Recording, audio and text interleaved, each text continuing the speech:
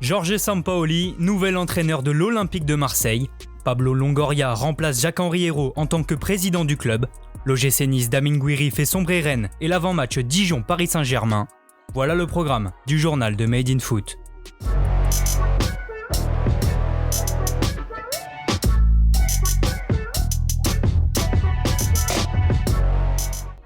Grand changement à l'Olympique de Marseille, Jacques-Henri Hérault n'est plus le président du club phocéen.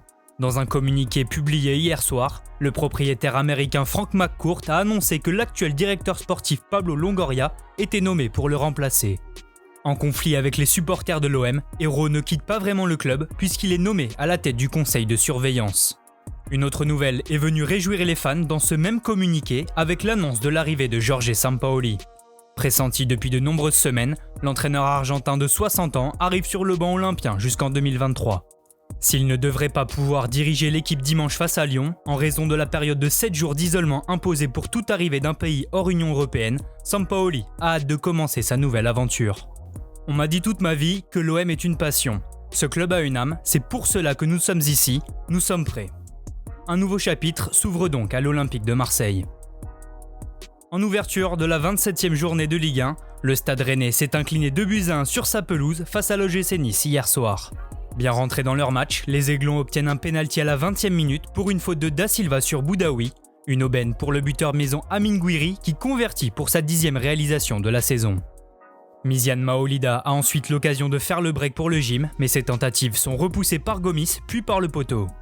Malmenés, les Rennais parviennent tout de même à égaliser avant la pause. Terrier profite d'une mauvaise relance de Saliba pour avancer plein axe avant d'envoyer une frappe puissante sous la barre.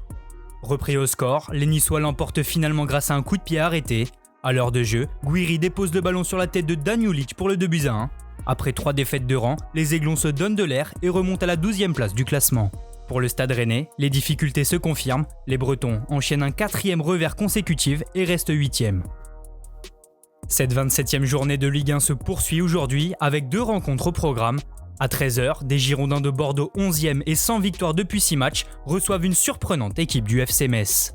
Bien emmenés par leur meneur de jeu Farid Boulaya, les Grenats, actuellement 6e, veulent continuer de lutter pour les places européennes.